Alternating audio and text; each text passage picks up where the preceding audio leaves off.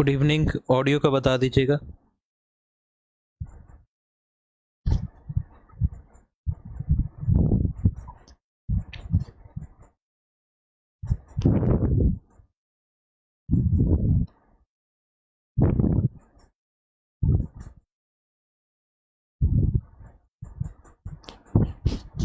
Good evening केना जी।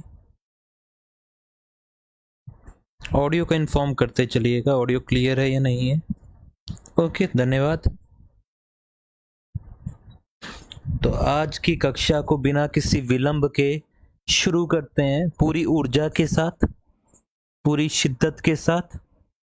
आप लोगों को कोई भी परेशानी हो, कोई भी दिक्कत हो, आप मुझसे वार्तालाप कर सकते हैं।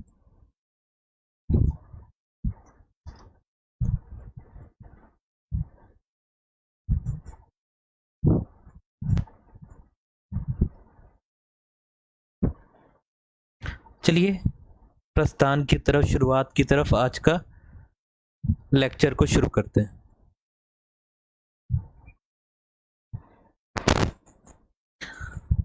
मेरे बारे में आप लोग जानते ही हैं, मेरा नाम है पवन कंबोज। मैं आप लोगों की हिस्ट्री की, नॉर्थ ईस्ट करंट अफेयर की और इन्वायरमेंट की क्लासेस लेता हूँ।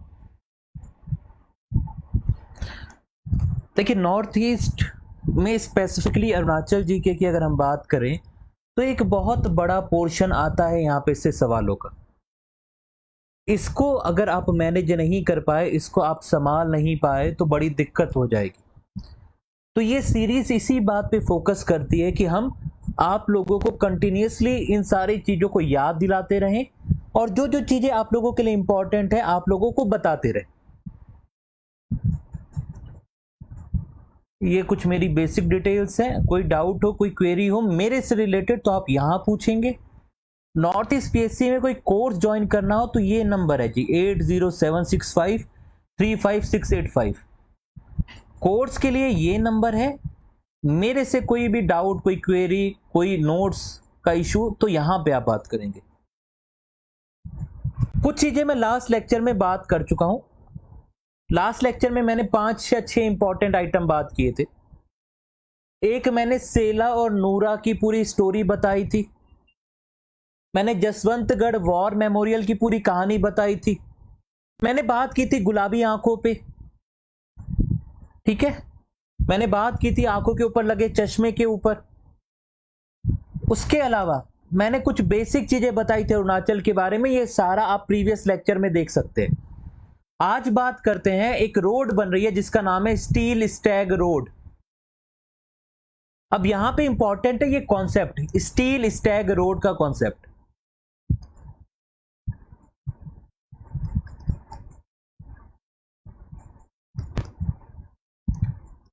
आप में से कितने लोगों ने वो अक्षय कुमार वाली मूवी देखी है जिसमें अक्षय कुमार वो रोड का कंस्ट्रक्टर होता है, सचिन टिचकुले वाली मूवी। सड़क बनाते होते हैं तो सड़क में कम सामान बनाते होते हैं, करप्शन वाला पूरा मूवी, ताकि वो सड़क खराब हो जाए और दोबारा सड़क का कंस्ट्रक्शन मिल जाए, दोबारा उसका कॉन्ट्रैक्ट मिल जाए। स्टील स्टैक का मतलब है वो रोड बनाना, हाँ जी खट्टा मीठा, वो रोड बनाना जो कि स्टील के कचरे के साथ बनी हो। जब आप स्टील निकालते हो, स्टील ओर में से आयरन निकालते हो, तो जो बचा हुआ स्टैग है उसको एक बाय एक प्रोडक्ट की तरह इस्तेमाल करना इन रोड कंस्ट्रक्शन।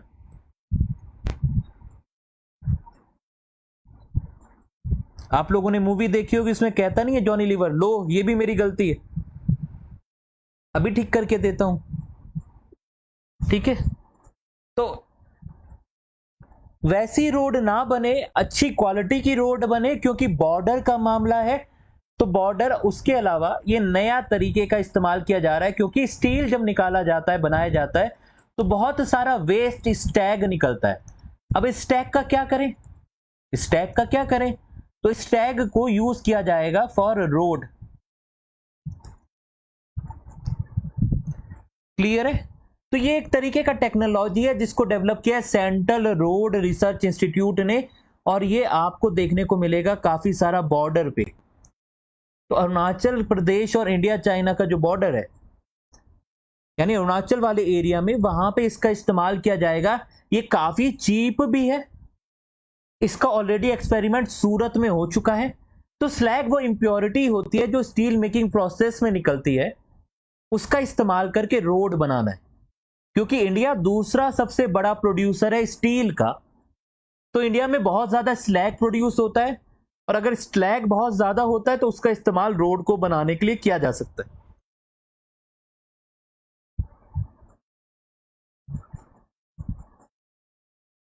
कहां बन रहा है? बॉर्डर पे बनाया जा रहा है जी, ये एक तरीके से तवांग वाले इलाके में। अभी एग्जैक्ट जगह नहीं बताई गई है, एग्जैक्ट जगह जैसे ही बता दी जाएगी वैसे ही मैं आप लोगों को बता दूंगा। जितना इंफॉर्मेशन नेताजी देते हैं मीडिया वालों को, उतना इंफॉर्मेशन मैं मीडिया वालों से उठा के आप लोगों को दे देता हूं।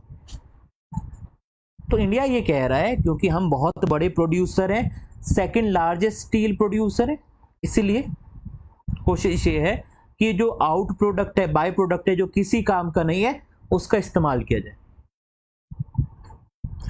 अब बात करते हैं, बहुत सारी चीजें कैबिनेट ने अप्रूव की हैं। आप सबको पता है एपीपीएससी का मसला चल रहा है, तो एपीपीएससी के मसले के रिगार्डिंग बहुत सारी मीटिंग हुई कैबिनेट की, और कैबिनेट ने काफी सारी चीजें अप्रूव की। क्या क्या अप्रूव किया है वो बहुत एक ब्रीफ समरी निकाली थी। एक कॉन्सेप्ट लेके आए हैं मिनिमम क्वालिफाइंग मार्क्स का। जो भी एपीपीएससी की ग्रुप ए और ग्रुप बी पोस्ट की जो भी रैंक होंगी, वहां पे कॉन्सेप्ट आएगा मिनिमम क्वालिफाइंग मार्क्स का। यानी जो लोग एक मिनिमम क्वालिफाइंग मार्क्स ले आएंगे उनको अगले स्टेज के लिए मूव कर दिया जाएगा।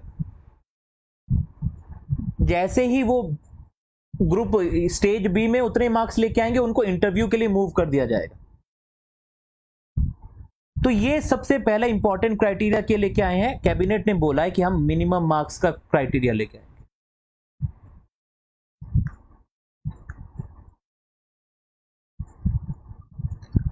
किसके लिए है ये? Group A and group B post के लिए। दूसरा ये बोला है कि जो एससी है एंड एसटी है उनको प्रॉपर रिप्रेजेंटेशन मिले, ये स्टूडेंट के लिए इंश्योर करना है। ये कैबिनेट ने डिसीजन लिया है, फैसला लिया है। जो बातें हुई हैं वो मैं बता रहा हूं, अब आगे इंप्लीमेंट होता है या नहीं होता वो लोग आप मुझे बताएंगे कि कितना ग्राउंड पे इंप्लीमेंट हो रही हैं चीजें या नहीं। जो शेड्यूल ट्राइब के लोग हैं, जो पीडब्ल्यूडी कैंडिडेट्स हैं, उनका प्रॉपर अच्छे से रिक्रूटमेंट प्रोसेस फॉलो हो रहा है या नहीं हो रहा है, इसको भी इंश्योर करने के लिए बोला है सरकार ने। एपीपीएससी को बोला गया कि आप 1:3 रेशियो मेंटेन करेंगे। कितना? 1:3 रेशियो मेंटेन करेंगे उन कैंडिडेट का जो कि एपीएसटी से बिलोंग करते हैं या पीडब्ल्यूडी से बिलोंग करते हैं। अब अगले आने वाले नोटिफिकेशंस में आप लोगों को इस चीज का आइडिया लग जाएगा कि ये चीजें फॉलो हो रही है या नहीं हो रही है। इतना क्लियर है? पहले ये बताएं। ये कुछ डिसीजन लिए, मैंने सोचा आप लोगों को बता दूं। यहां से कोई क्वेश्चन नहीं बनेगा, पर यहां से किस्मत बन सकती है, इसलिए मैंने आप लोगों को बता दिया। कोई ये नहीं पूछेगा कि हाँ जी क्या क्राइटेरिया, नहीं, कभी एग्जाम में ये नहीं पूछा जाता। पर आप लोगों को अवेयर होना चाहिए। लेक्चर को लाइक करते चलिएगा।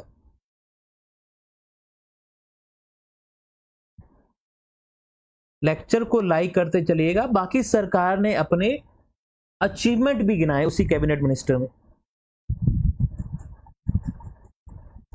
मैंने क्या बोला तलांग जी, मैं कुछ बोलूंगा नहीं सरकार के ऊपर। आप लोग, मैं क्या कह रहा हूं, बात की गई है, जो सरकार ने बात की गई है मैं बात बता रहा हूं। मेरा काम है डाकिए का। एक डाकिया का काम क्या होता है?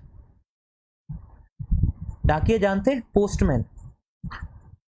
पोस्टमैन का काम यह होता है कि वो चिट्ठी लेता है और चिट्ठी सीधे मास्टर को दे देता है जिसके घर जानी है।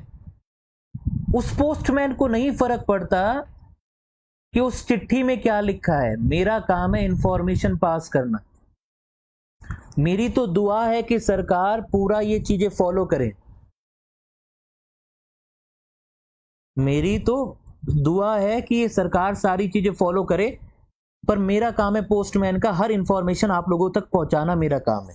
बाकी इंफॉर्मेशन अच्छी है या बुरी, ये आप लोग खोल के देख लीजिएगा लिफाफा।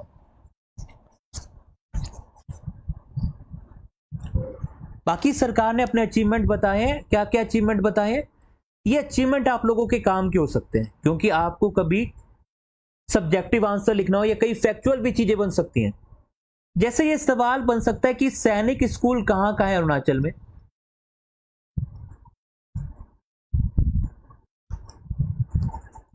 बताइए कहां कहां है सैनिक स्कूल?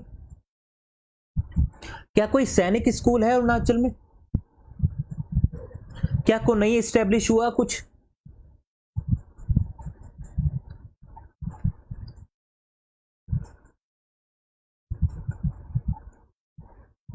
तो सरकार ने अपने अचीवमेंट में बोला है कि हमने 2 सैनिक स्कूल कर दिए हैं, एक निगलोक में और दूसरा बोला कि तवांग में। अब ये सरकार का डॉक्यूमेंटेशन है कि तवांग में भी एक नया सैनिक स्कूल इस्टेब्लिश किया गया है पीपीपी मोड में। उसके अलावा ये भी बोला गया कि हमने 50 डेडिकेटेड कस्तूरबा गांधी बालिका विद्यालय बनाए हैं, वो स्कूल जो सिर्फ लड़कियों के लिए हैं। उसके अलावा ये भी बोला गया कि ड्रॉप आउट रेट कम हुआ है, 9% से लेके 2.3% हो गया drop out rate. Primary education पे फोकस किया जा रहा है, समग्र शिक्षा स्कीम पे फोकस किया जा रहा है, यानी राइट टू एजुकेशन पे फोकस किया जा रहा है। सरकार ये कह रही है कि हमने फोकस किया है कि लोकल कल्चर को बचाया जाए। इसके लिए जो 8 ट्राइब्स हैं, निशी ट्राइब, गालो, तगिन, वांचू, तांगसा, इदू, मिशमी, तराउन, इनके कल्चर को प्रिजर्व करने के लिए इनकी बुक्स लिखी गई है उनके फोक टेल्स के ऊपर।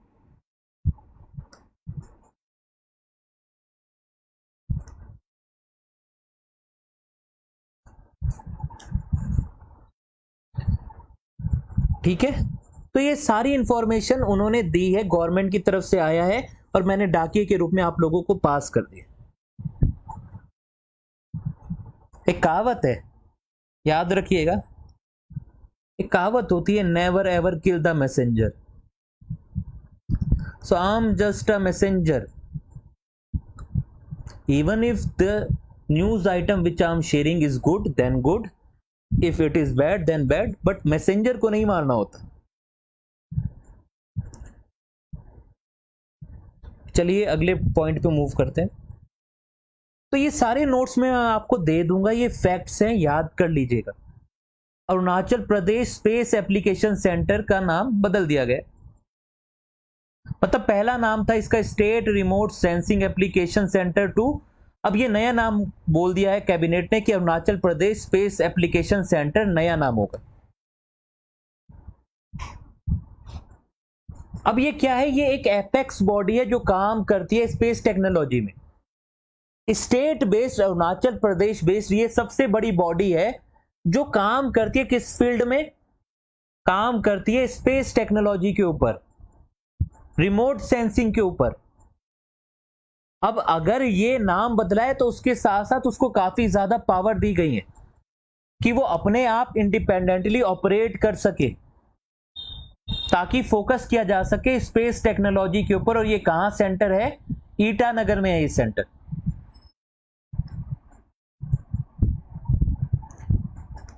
तो ये सब गवर्नमेंट की तरफ से ब्रीफिंग्स थी जो मैंने आप लोगों को शेयर की है। नाम क्या था पहले? State remote sensing application centre, और इसका नया नाम हो गया Arunachal Pradesh space application centre. आगे मूव करें उससे पहले ये बता दीजिए, आप लोगों की आंखें गुलाबी तो नहीं हुई है? गोरे गोरे मुखड़े पे काला काला चश्मा लेके तो नहीं घूम रहे हैं आप लोग? मैंने लास्ट लेक्चर में भी बोला था, ध्यान रखिएगा आंखों का, हाथ धोते रहिए, आंखों को टच कम से कम करिए, नहीं तो गुलाबी आंखें और गोरे गोरे चेहरे पे काला काला चश्मा लग जाना है।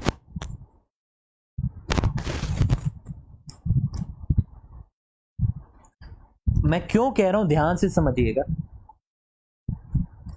आपका लेस देन अ मंथ बहुत सारे लोग एग्जाम देंगे सितंबर को, 17 सितंबर एग्जाम है, यस और नो? सेटिंग से लगभग आपके 40 डेज का टाइम पीरियड बचा है, और 40 डेज में अपने आप को बचा के रखना है, बिल्कुल हेल्दी रखना है। बाहर का तला भुजा नहीं खाना है। पता चला कि खा लिया कुछ बाहर का बारिश में और फिर 5 दिन बीमार हो गया, टाइम बहुत इंपॉर्टेंट है। बाकी मेरा कंसर्न यही है, ठीक है, कंसर्न यही है कि हेल्दी रखिए। कोई भी ऐसी चीज मत करिएगा कि तबीयत खराब हो जाए। एक दिन का लॉस का मतलब आपके 6 से 7 घंटे की पढ़ाई का नुकसान, उसको बिल्कुल आप नहीं बियर कर पाएंगे, वो बहुत ही ज्यादा हैजार्डियस हो जाएगा। तो अगले 40 डेज एक स्टिक रूटीन फॉलो करिए।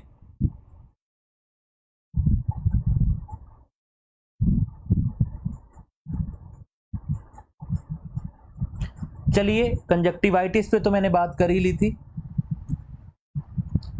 तो जहां मेरा सेंटर है, जहां मैं बैठ के मेरी टीम के साथ काम करता हूँ, छोटा सा सेंटर है, तो वहां पे भी ये इंश्योर कर रखा है कि जिसकी आंखें गुलाबी हो जाए उसको तुरंत बोल दिया कि आप छुट्टी पे रहेंगे, आप काम मत करिए। इसी चक्कर में मेरी टीम के 2-3 लोग छुट्टी मना रहे हैं ये बोल के कि हमारी आंखें गुलाबी हो रखी हैं। अब कौन चेक करे गुलाबी सही में हुआ या नहीं हुआ है? वो बस ये बोल दे रहे हैं कि सर अभी तक ठीक नहीं हुआ, 4-5 दिन से छुट्टी में चल रहे हैं। और उसकी चक्कर में सारा हार्डवर्क मुझे करना पड़ रहा है।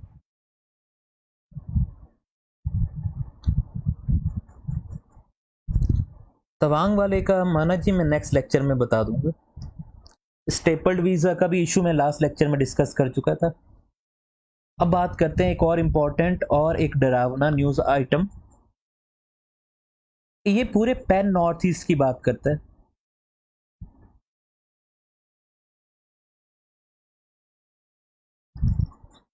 पूरे पैन नॉर्थ ईस्ट की बात करता है और ये बहुत डरावना है। एज अ टीचर मेरा ये दोनों फर्ज बनते हैं कि आप लोगों को एंटरटेन करते हुए भी पढ़ाऊं, और दूसरी मेरी ये रिस्पॉन्सिबिलिटी भी बनती है कि आप लोगों को बताऊं कि कुछ प्रॉब्लम्स हैं। हेल्थ का एक बड़ा मसला है। हेल्थ का मसला 2 लेवल पे होता है, एक बीमारी होना और दूसरा बीमारी को होने के बाद रोकना, और दूसरा होता है होने से पहले रोकना। तो एक होता है प्रिवेंशन, दूसरा होता है क्योर। तो ये एक आंकड़ा निकल के आया कि 98% वुमन पूरे नॉर्थ ईस्ट में, एक छोटा सैंपल लिया था लेकिन एक सेवरल हेल्थ इश्यूज हैं। तो इतना बड़ा नंबर, भले ही उन्होंने 500 रिस्पोंडेंट से ही सर्वे किया, एक सर्वे एजेंसी है जिसका नाम था गाइनोवेदा।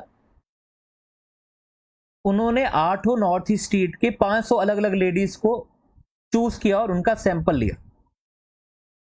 तो पता चला कि बहुत सारी हेल्थ इश्यूज हैं, जैसे कि आपके मेंस्ट्रुअल साइकिल से लेके इश्यूज हैं, रिप्रोडक्टिव हेल्थ इश्यूज हैं, वेजिनल इश्यूज हैं।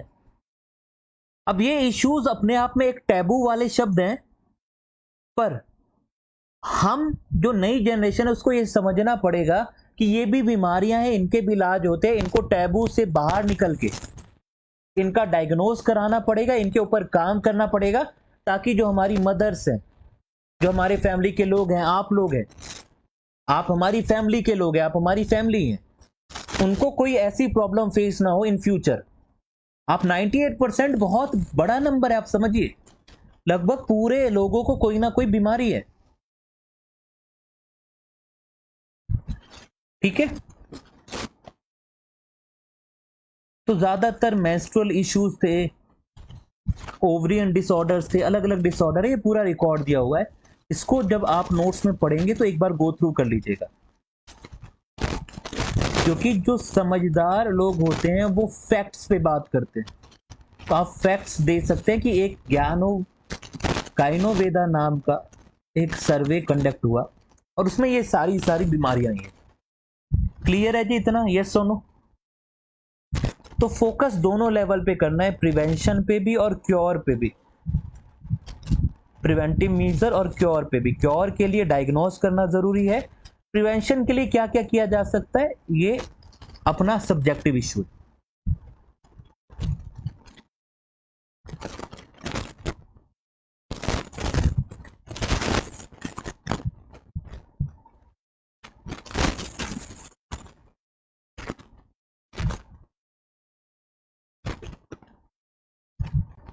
चलिए अगले पे मूव करते हैं। और इस चीज को, इन सारी चीजों को एक टैबू के बाहर लेके जाना हमारी जिम्मेदारी है, जो नई जनरेशन की। इसके ऊपर बात ही नहीं करता मेजॉरिटी ऑफ इंडिया, क्या दुनिया में भी बहुत सारी जगह ऐसी ही प्रॉब्लम है। अगली चीज पे बात करते हैं। एक रिपोर्ट निकाली है नीति आयोग ने जिसका नाम है एक्सपोर्ट प्रिपेयर्डनेस रिपोर्ट ऑफ 2022। तो वो रिपोर्ट सामने निकल के आई है। उस रिपोर्ट में एक चीज सामने निकल के आई है नॉर्थ ईस्ट के बारे में, कि नॉर्थ ईस्ट के स्टेट थोड़ा सा बिलो एवरेज परफॉर्म कर रहे हैं नेशनल एवरेज के। क्या है रिपोर्ट का नाम? Export preparedness report.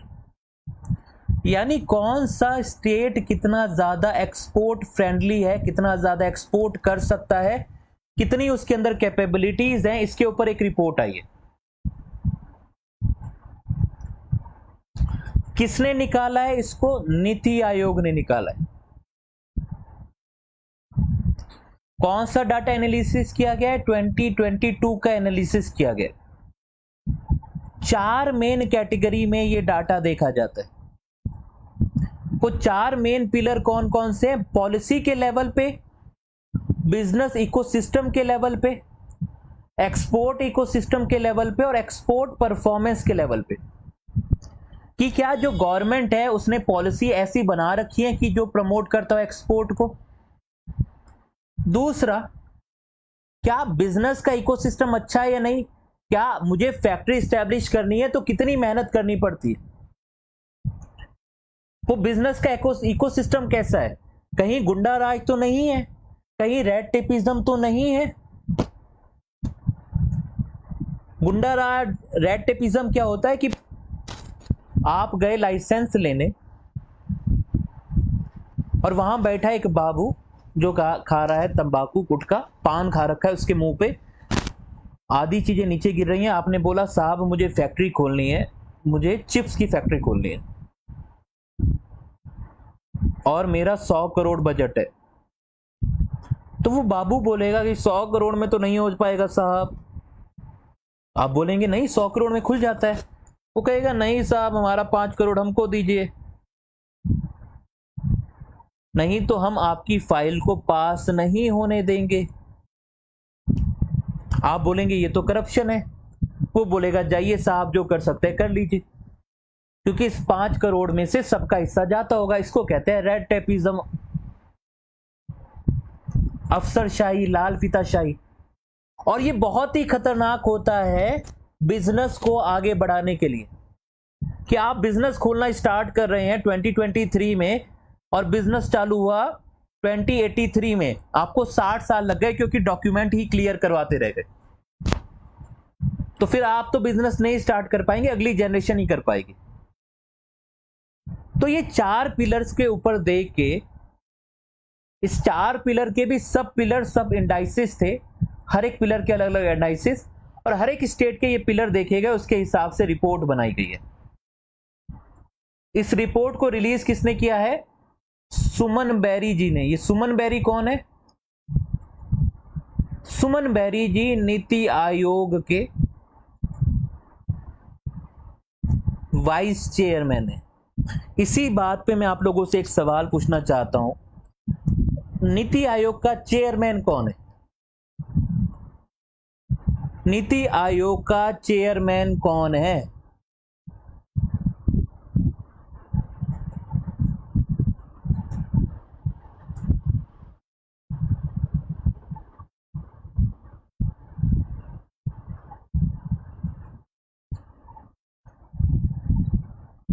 बताइए। प्रधानमंत्री। नीति आयोग पे सवाल बनते रहते हैं, याद रखिएगा। ये पॉलिसी थिंक टैंक है। और ये 2015 में एग्जिस्टेंस में आ गया था। इसने रिप्लेस किया था प्लानिंग कमीशन को।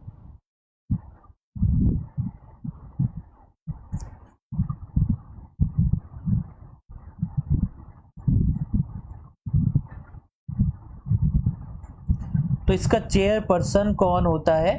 प्रधानमंत्री, एक्स ऑफिशियो होता है। यानी जो भी प्रधानमंत्री की गद्दी पे बैठेगा वो नीति आयोग का चेयरमैन होगा। अब मेरे को ये बताइए, ये क्या कॉन्स्टिट्यूशनल बॉडी है नीति आयोग?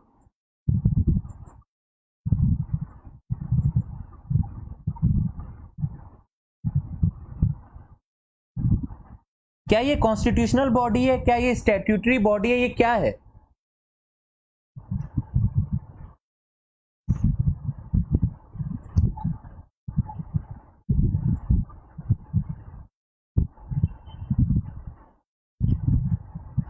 ये सिर्फ एक एडवाइजरी बॉडी है और ये कोई स्टैट्यूटरी बॉडी नहीं है।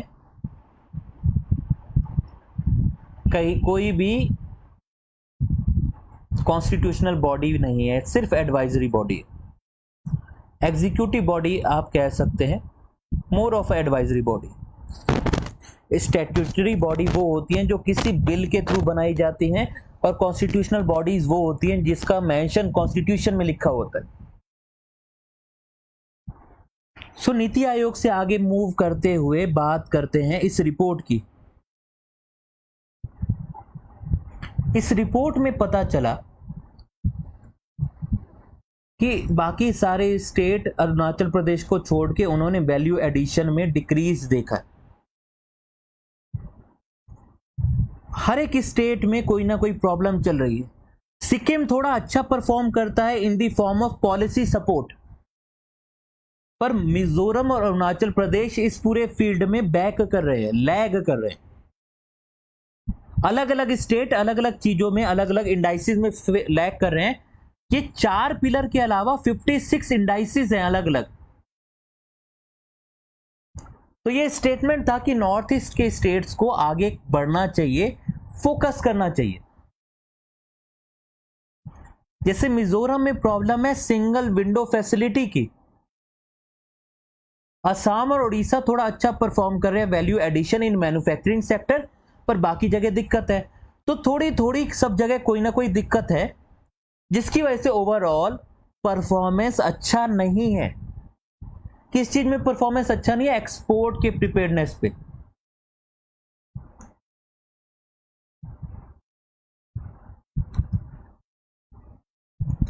और ये है ओवरऑल रैंकिंग। ओवरऑल रैंकिंग आपको दिख रही है ये? इसमें से देखिए आप कौन कौन से स्टेट्स दिख रहे हैं।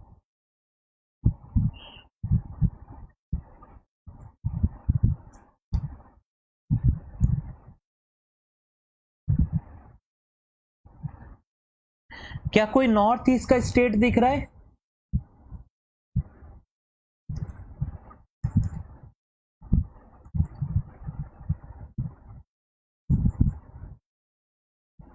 क्या कोई नॉर्थ ईस्ट का स्टेट दिख रहा है? नाम दिख रहे हैं आपको? यस और नो बताएं।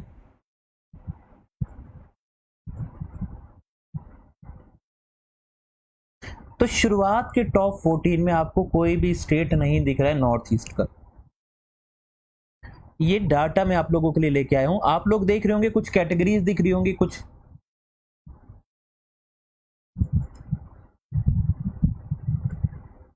चलिए बात करते। तो ये कैटेगरीज क्या है? कोस्टल, लैंडलॉक, हिमालयन, और एक और कैटेगरी है जिसको कहते हैं यूटी या स्मॉल स्टेट की कैटेगरी। अब आपको यहां पे दिखेंगे, और इनमें से सबसे थोड़ा ऊपर आपको परफॉर्म करता हुआ यहां पे दिखेगा असम। फिर आपको ये मणिपुर दिखेगा। मणिपुर में अभी और डाउनफॉल आया है।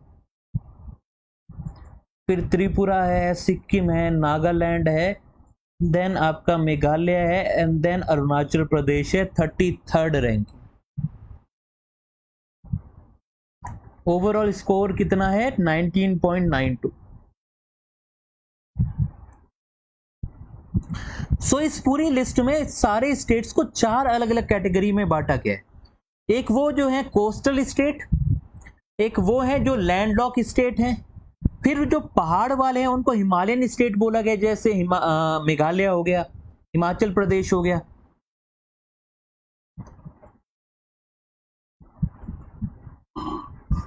और फिर यूटी या स्मॉल स्टेट्स है। क्लियर है ये? यस और नो बताएं। देखिए ओवरऑल सारे स्टेट्स की अगर बात करें तो नंबर 1 किसकी रैंकिंग रही है? नंबर 1 रैंकिंग रही है तमिलनाडु की।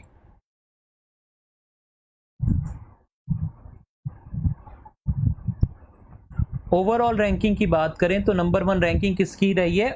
तमिलनाडु की। तमिलनाडु के बाद महाराष्ट्र, महाराष्ट्र के बाद कर्नाटका, कर्नाटका के बाद गुजरात। तो 3 आपको उधर कोस्टल स्टेट देखने को मिलेंगे सारे के सारे शुरुआत में। और अगर ग्रुप वाइज की भी बात करें, सेपरेट कैटेगरी वाइज की भी बात करें, तो कोस्टल में सबसे अच्छा तमिलनाडु परफॉर्म करता है। हिमालयन स्टेट में मेरा स्टेट उत्तराखंड सबसे अच्छा परफॉर्म करता है। लैंड लॉक्ड में हरियाणा सबसे अच्छा परफॉर्म करता है। और यूटी में कौन परफॉर्म करेगा? Any guesses? यूटी में सबसे बेटर परफॉर्म करता है गोवा, क्योंकि वो कोस्ट पे है। जो कोस्ट पे रहता है उसको एडवांटेज मिलता है। तो आप देखेंगे जो भी कोस्टल है उसको एडवांटेज मिल रहा है। ये देखिए आप, coastal coastal coastal coastal. UTs में गोवा, क्योंकि एक्सपोर्ट की बात की जा रही है। एक्सपोर्ट करना है आपने, व्यापार करना है। ओवरऑल इकोनॉमी की बात नहीं की जा रही है, एक्सपोर्ट की बात की जा रही है।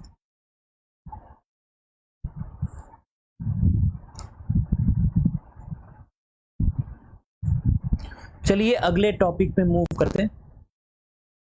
अब बात करते हैं कुछ पावर प्रोजेक्ट्स की।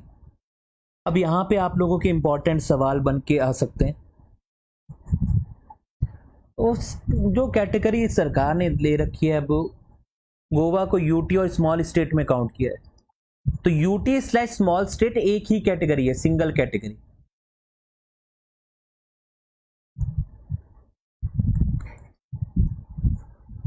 यूटी स्लैश स्मॉल स्टेट एक सिंगल कैटेगरी है, दोनों को अलग अलग नहीं रखा है।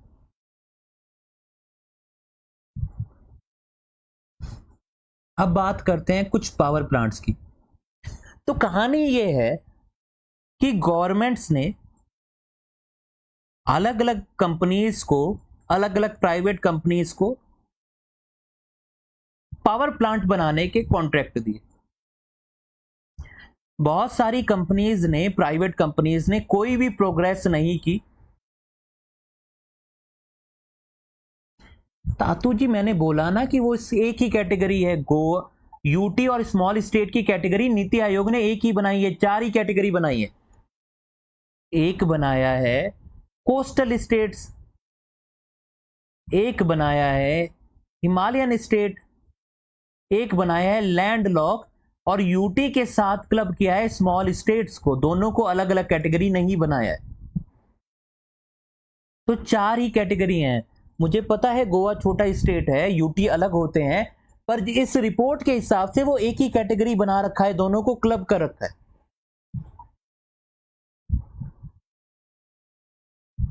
क्लियर है जी? ये यस और नो बता दीजिएगा। सो मैं बता रहा था कि गवर्नमेंट ने बहुत ही प्राइवेट अलग अलग कंपनीज को प्रोजेक्ट दिए। किसके प्रोजेक्ट दिए? पावर प्लांट्स के। पर सरकार ने देखा कि आप कर नहीं रहे हैं कोई काम। नॉर्मली ये परसेप्शन है कि सरकारी कंपनियां काम नहीं करती, पर यहां पे तो प्राइवेट कंपनियां प्रोग्रेस जीरो दिखा रही थी। 10-10 साल हो गए, जीरो प्रोग्रेस। तो गवर्नमेंट ने अराउंड 44 टेंडर्स को कैंसिल किया है और उन्हीं सारे प्रोजेक्ट्स को वापस से गवर्नमेंट कंपनीज को दिया है।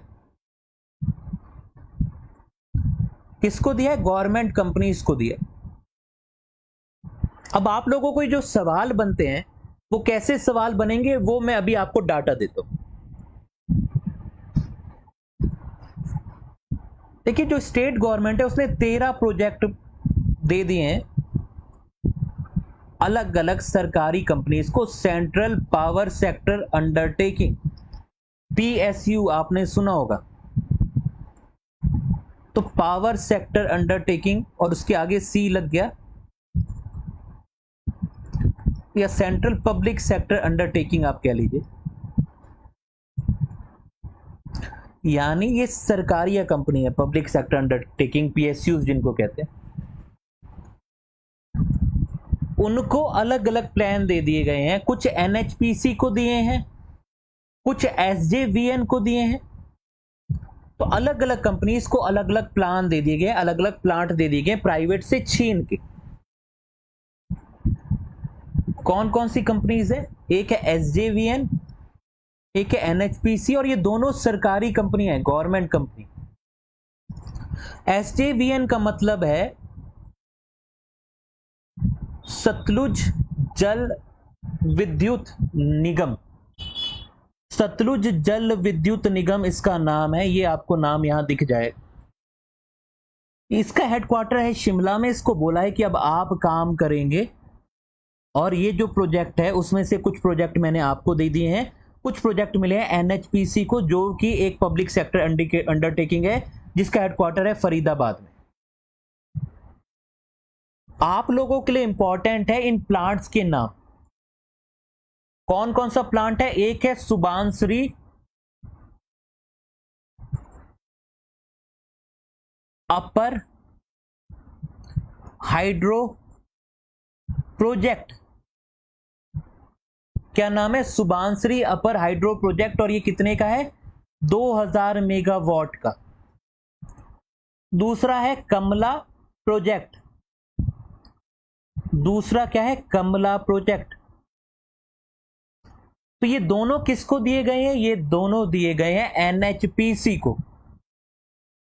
एक की कैपेसिटी है 2000 मेगावाट एनर्जी प्रोड्यूस करना, और एक की कैपेसिटी है 1800 मेगावाट एनर्जी प्रोड्यूस करना।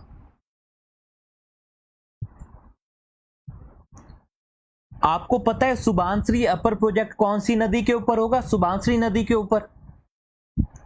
कमला प्रोजेक्ट किसके ऊपर है? कमला प्रोजेक्ट कमला रिवर के ऊपर है। कमला रिवर सुबानश्री रिवर की ट्रिब्यूटरी, और सुबानश्री रिवर ब्रह्मपुत्रा की ट्रिब्यूटरी है। इतना क्लियर है? यस और नो बताएं।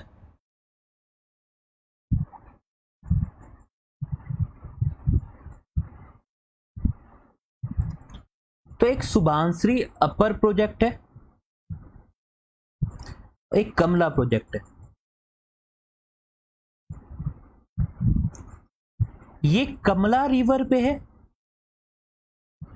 कमला रिवर सुबानश्री रिवर की ट्रिब्यूटरी है, और सुबानश्री रिवर अपने आप में ब्रह्मपुत्रा की ट्रिब्यूटरी है। तो अगर मैं ये बोलूं कि ये दोनों ब्रह्मपुत्रा रिवर पे है तो आंसर यस होगा। अगर स्पेसिफिक डिटेल ना दी गई हो तो आंसर यस होगा। ये 2000 मेगावाट का प्रोजेक्ट है, या 1800 मेगावाट का प्रोजेक्ट है। ये केएस एनर्जी को दिया गया था सुबानश्री प्रोजेक्ट, और कमला प्रोजेक्ट दिया गया था जिंदल पावर को, और दोनों ने काम नहीं किया। दोनों ने कोई फिजिकल प्रोग्रेस नहीं दिखाई, इसीलिए छीन के वापस दिया गया है एनएचपीसी को। एनएचपीसी ऑलरेडी एक प्रोजेक्ट कर रही है जिसका नाम है सुबानश्री लोअर हाइड्रो प्रोजेक्ट। तो अपर वाला उसने बनाना है, लोअर वाला काम कंप्लीट होने वाला है।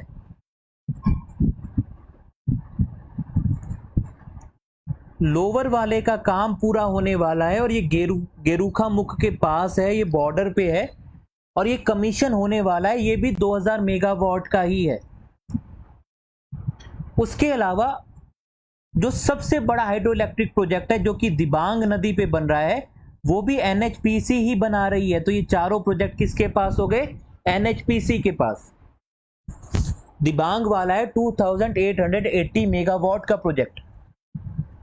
वो किस पे है? वो दिबांग रिवर पे है। सबसे ज्यादा पावर वाला प्रोजेक्ट यही है, दिबांग वाला, जो अभी स्टार्ट होगा। तो याद रखने के लिए एनएचपीसी के पास क्या क्या है? लोअर सुबानश्री हाइड्रो इलेक्ट्रिक प्रोजेक्ट, ये कंप्लीशन पे है। इसकी कैपेसिटी 2000 मेगावाट है। उसके अलावा दिबांग वाला 2880 पे इसका काम स्टार्ट होना है। दो नए प्रोजेक्ट और मिल गए हैं जिसका नाम है अपर सुबानश्री, सुबानश्री अपर कह लीजिए।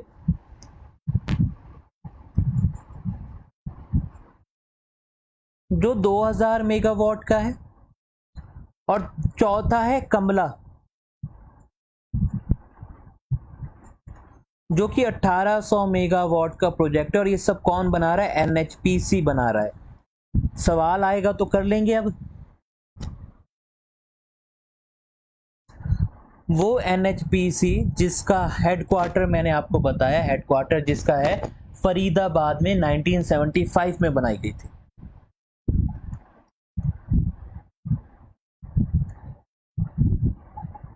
इस तरीके से आप भी अपना डाटा बना लीजिए, चीजें आसानी से याद हो जाएंगी।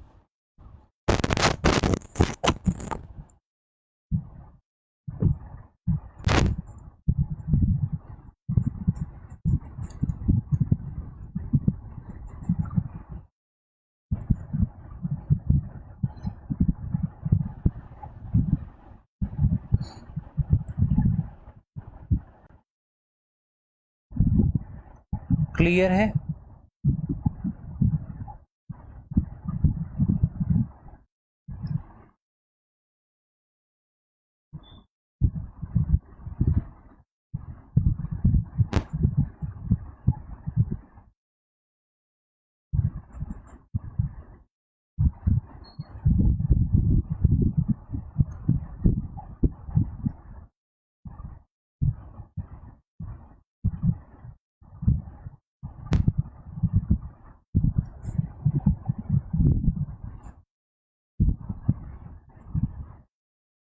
इसके बारे में अभी एग्जैक्ट डाटा तो मेरे को नहीं दिख रहा है, आगे कभी मिलेगा तो मैं अगले लेक्चर में बता पाऊंगा, क्योंकि अभी जो मेरे पास डाटा आप लोग पूछ रहे हैं उससे रिलेटेड मेरे पास कोई डाटा नहीं, और मैं कोई गलत इन्फॉर्मेशन शेयर नहीं करना चाहता। तो अगले लेक्चर में बता दूंगा कि ये कमलांग और कमला रिवर एक ही है या अलग अलग है।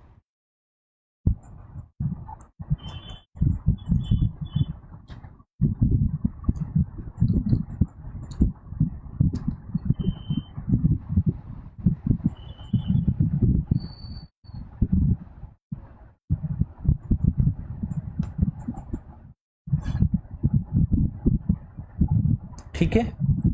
और कैटी जी, ये तो फेसबुक पे है ना, आप लिंक टैप करिए, लिंक पे आपको मिल जाएगा। आप ग्रुप पे ऊपर नीचे करिए, आपको फेसबुक पे मिल जाएगा। ये सारी वीडियोस हैं। ये ऐप पे नहीं अपलोड होता, ये फेसबुक और यूट्यूब पे डाल जाता है। और ये अगर आपको इंफॉर्मेशन चाहिए तो ये चूरिया रेंज के पास से आता है और ये नेपाल के आसपास के एरिया से निकलते हुए जाता है। इसके बारे में अगले लेक्चर में बात करेंगे। अभी हाफ नॉलेज मैं नहीं शेयर करता, कभी नहीं शेयर करता, तो आज भी शेयर नहीं करूंगा। दूसरा,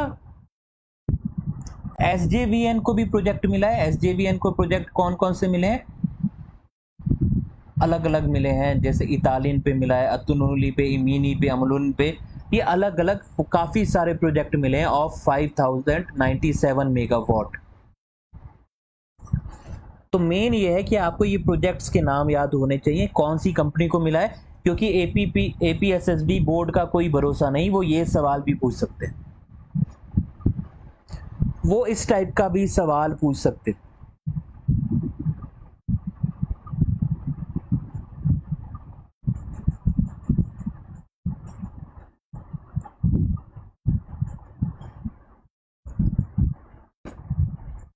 एक आप लोग बीच क्लास में नंबर मत मांगा करिए, मैं बीच क्लास में नंबर आपको दूं, ये आपको दिख रहा है नीचे नंबर, ये नंबर नोट डाउन कर लीजिएगा। देखिए जितने भी नंबर है ना, ये दोनों नंबर पे आप मेरे से बाद में पूछ लीजिएगा। ये नंबर मैथ सर का ही नंबर है, अगर आप लोगों को वैसे ही चाहिए तो ये जो नंबर है 8076535685, ये मैथ सर का ही नंबर है। क्लास के बीच में नंबर मत मांगा करिए, नंबर इसलिए नीचे लगाए हुए होते हैं ताकि आप लोग यहाँ पे कांटेक्ट कर सके क्लास के बाद। क्लास के बीच में पीडीएफ नोट्स, अभी मैं पढ़ा रहा हूँ, पीडीएफ नोट्स बाद में मिल जाएगा। क्लास के बीच में सर लिंक, बाद में बात करिए इस पे, अभी बात करिए कि हाँ जी सर ये पॉइंट समझ में आया है नहीं आया। क्योंकि आप समझिए ये 60 मिनट का आप यूटिलाइज कैसे करना चाहते हैं, आप समझिए ये 60 मिनट का यूटिलाइजेशन कैसे करना है। ये 60 मिनट में मैं आपको या तो नोट्स प्रोवाइड करा दूं, या मैं आपको लिंक्स के बारे में बताता रहूं, ऐप के बारे में बताता रहूं, या मैं फैक्ट या नई इंफॉर्मेशन बताऊं। तो शाहरुख खान की तरह मैं भी बोलता हूं कि ये 70 मिनट, तो 70 नहीं, हमारे पास सिर्फ 60 ही मिनट है। चलिए आगे मूव करता हूं। बात करते हैं एक बहुत इंपॉर्टेंट स्कीम की, सेंट्रल लेवल की स्कीम की, जिसका नाम बहुत ज्यादा न्यूज में है, जिसका नाम है जेजेएम। जेजेएम का मतलब है जल जीवन मिशन।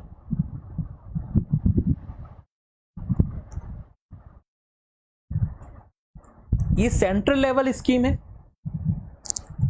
पर फिर मैं क्यों पढ़ा रहा हूं इसको इसलिए पढ़ा रहा हूं क्योंकि इसका नेशनल लेवल का टारगेट है कि हर एक रूरल हाउसहोल्ड को बाय 2024 हर दिन 55 लीटर वाटर मिलना चाहिए। तो हर एक इंडिविजुअल को 55 लीटर, और कौन से इंडिविजुअल को? रूरल हाउसहोल्ड को।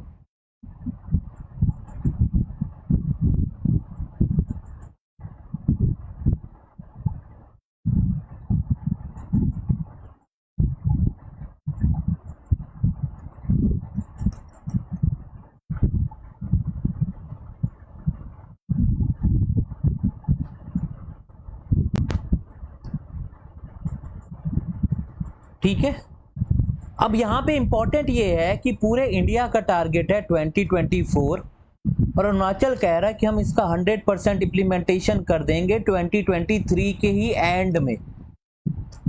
तो अरुणाचल प्रदेश ने एक स्टैंस लिया है, सरकार ने बोला है कि हम 1 साल पहले इसको फिनिश कर देंगे। ये स्टार्ट किया गया था बाय मोदी जी इन 2019। टारगेट है 2024 तक हर एक घर पे रूरल हाउसहोल्ड के टैप कनेक्शन होगा, ताकि हर एक इंडिविजुअल को 55 लीटर ऑफ वाटर मिल सके। ये जल शक्ति मिनिस्ट्री के अंडर काम करता है, ये उसकी स्कीम है, और अरुणाचल ने बोला है 2023 तक हम इसको फिनिश कर देंगे पूरी स्कीम को।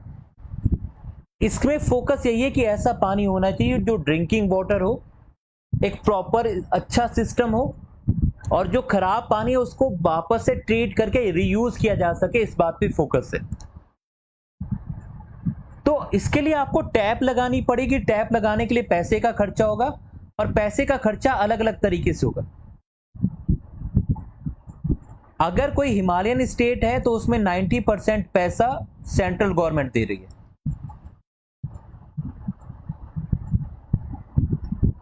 अगर कोई नॉर्थ ईस्टर्न स्टेट्स है, इसमें नॉर्थ ईस्टर्न को अलग रखा गया है, सॉरी 90:10 का रेशियो है for Himalayan and north eastern. और जो यूनियन टेरिटरी है उसमें 100% यूनियन टेरिटरी को जो खर्चा है वो देखना पड़ेगा, और बाकी सारे स्टेट में 50/50% का खर्चा देखना पड़ेगा।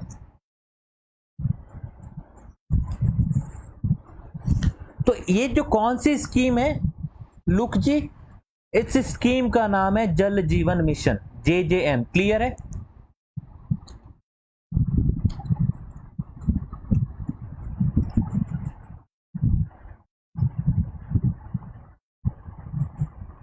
अभी आपने मिनिस्टर का नाम पूछा, उनका नाम है गजेंद्र सिंह शेखावत, राजस्थान से आते हैं। कहां से आते हैं? राजस्थान से इलेक्ट होके आते हैं। नाम है गजेंद्र सिंह शेखावत। जल मिनिस्ट्री इनके पास है, गजेंद्र सिंह शेखावत के पास।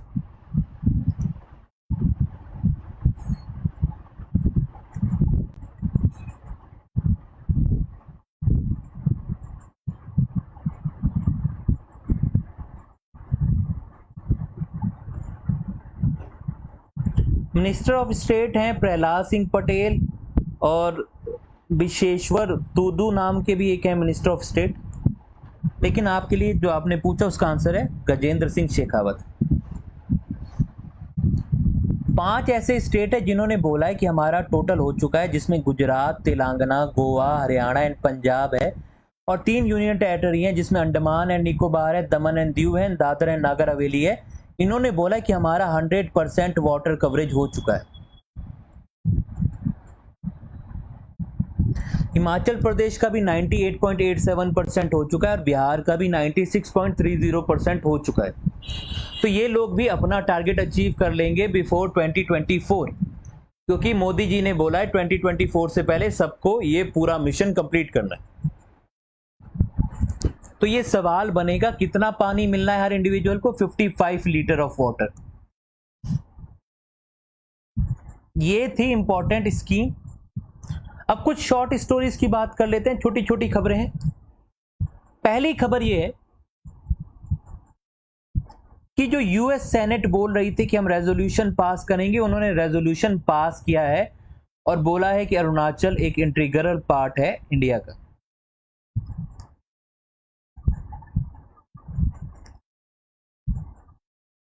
एक मुझे ये समझ नहीं आता कि ये जो हर देश है ये रेजोल्यूशन पास करता रहते हैं। अपने देश में इनके अलग बहुत सारी प्रॉब्लम है, लेकिन दूसरे के देश में पंचायती बहुत करनी होती है इनको। तो ये यूएस ने रेजोल्यूशन पास किया है, इसको पास किया गया है बाय कांग्रेशनल सेनेटोरियल कमेटी ने। अब इसके बाद ये मामला सेनेट में जाएगा, तो एक कमेटी ने पास किया है और वे फिर सेनेट में जाएगा for full vote. Full vote यानी पूरे सेनेट में फाइनल वोटिंग होगी, और जहां तक पता है ये पास हो जाएगा, क्योंकि रिपब्लिक और डेमोक्रेट्स दोनों इस बात पे इंडिया के साथ हैं और चाइना के अगेंस्ट में है, तो इसलिए वो ये रेजोल्यूशन पास कर देंगे। दूसरी छोटी खबर ये है, छोटा सा शॉर्ट न्यूज ये है कि इंडियन आर्मी ने वेस्ट कामेंग डिस्ट्रिक्ट के एडमिनिस्ट्रेशन के साथ मिलके एक छोटा सा सरोवर बनाया है जिसका नाम है अमृत सरोवर इन तेंगा वैली। तेंगा वैली आप लोगों ने नाम सुना है, यस और नो?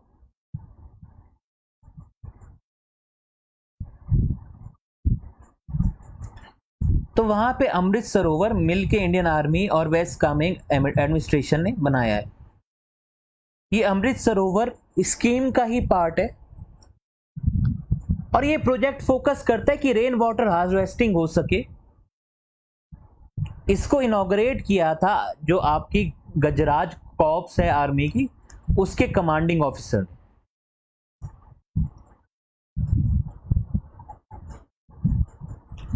तो ये सरोवर को इनॉग्रेट किसने किया? गजराज कॉर्प, जो इंडियन आर्मी के कॉर्प है, एक यूनिट है, उसके जो कमांडिंग ऑफिसर है उन्होंने किया। और ये गजराज कॉर्प कहां बेस्ड है? रूपा पे। ये दूसरी छोटी न्यूज थी। तीसरी छोटी न्यूज ये है कि इंडिया के कुछ लोग इंटरनेशनल वूशु कोच या इंटरनेशनल वूशु जज बन गए हैं। वूशु क्या है? वूशु एक स्पोर्ट है। तो ताई काया जी और सोनी बियोंग जी को इंटरनेशनल वूशु जज के रूप में सिलेक्ट कर लिया गया है। तेकी जूना जी, बांगराम तुंगी जी, किशन चेतिया जी और मेम तलांग जी, इनको नेशनल वूशु जज के रूप में सिलेक्ट कर लिया गया। वूशु एक स्पोर्ट्स होता है, आप लोगों ने नाम सुना होगा। तो झारखंड रांची में एक प्रॉपर सर्टिफिकेशन पूरा हुआ इनका, और ये रिकॉग्नाइज इंटरनेशनल वूशु जज हो गए हैं। अब तो ये एक अपने आप में एक अच्छा अचीवमेंट वाली बात है कि वुशु के लिए इंटरनेशनल लेवल के जज अरुणाचल प्रदेश से निकल के आ रहे हैं, तो इसके लिए तालियां बनती हैं इन लोगों के लिए। तो ये सब फेलिसिटेशन हुआ, ये सर्टिफिकेशन हुआ सरला बिरला यूनिवर्सिटी में, झारखंड में ये यूनिवर्सिटी। उसके बाद इन लोगों को इस तरीके से सर्टिफिकेट किया गया, सर्टिफाई किया गया कि आप अब इंटरनेशनल लेवल के वुशु जज हैं। ये नाम याद रखिएगा, आपसे सवाल पूछ लिया जाएगा कि ये पर्सनैलिटी कौन से स्पोर्ट्स के साथ एसोसिएटेड है। क्या पूछ लिया जाएगा कि ताई काया जी कौन से स्पोर्ट्स के साथ एसोसिएटेड है, तो आपको ऑप्शन दे दिया जाएगा वुशु, फुटबॉल, हॉकी। आपको मार्क करना होगा वुशु।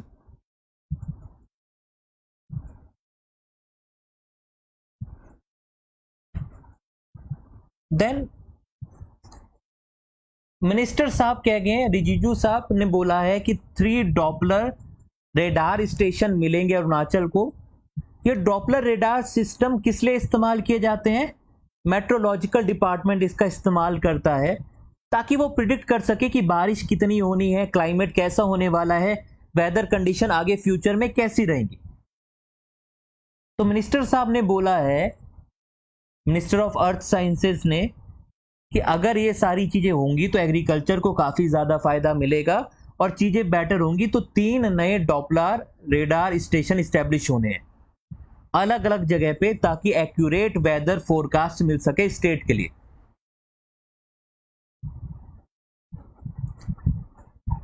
लास्ट न्यूज, ये छठी वाली तो मैंने ऑलरेडी बता दी है। सतलुज जल विद्युत निगम को क्या क्या मिला है ये मैं ऑलरेडी बता चुका हूं। Itanagar bench of Guwahati high court ने एमएलए कारिको कीरी का इलेक्शन को नल एंड वॉइड कर दिया। यानी अब ये जो तेजू कॉन्स्टिट्यूएंसी से एमएलए थे, अब ये एमएलए नहीं रहे हैं, इनकी मेंबरशिप चली गई है। क्यों चली गई है? क्योंकि इन्होंने सही डॉक्यूमेंट नहीं दिए थे, सही तरीके से अपना नॉमिनेशन पेपर नहीं भरा था। तो ये सवाल इंपॉर्टेंट नहीं है, सवाल ये है कि कौन सा एक्ट ये सारी चीजें डिसाइड करता है। वो एक्ट का नाम है representation of the people act. Representation of the people act 1951 में ये तय होता है कि आपको कैसे नॉमिनेशन पेपर भरना है, क्या क्या दिखाना है, कौन सी प्रॉपर्टी काउंट होती है, कौन सी प्रॉपर्टी काउंट नहीं होती।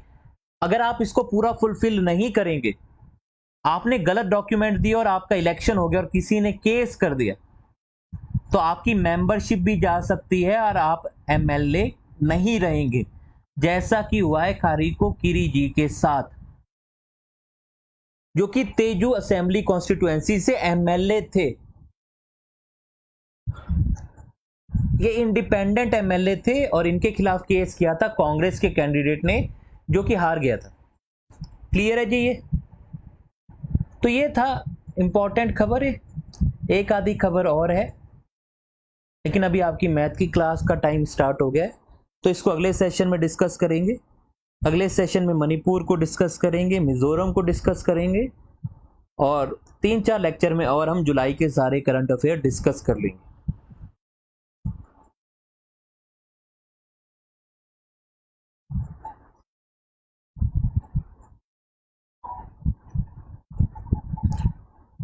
ये नंबर है, मैंने फिर बोला पीडीएफ के लिए नंबर है, यहाँ पे बात करिएगा। अभी नहीं मिलेगा, जब ये पूरा कंप्लीट हो जाएगा जुलाई का जब कंप्लीट हो जाएगा पूरा, तब जाके ये पीडीएफ मिलेगा। उससे पहले मैं बिट एंड पीसेस में पीडीएफ आप लोगों को नहीं दूंगा।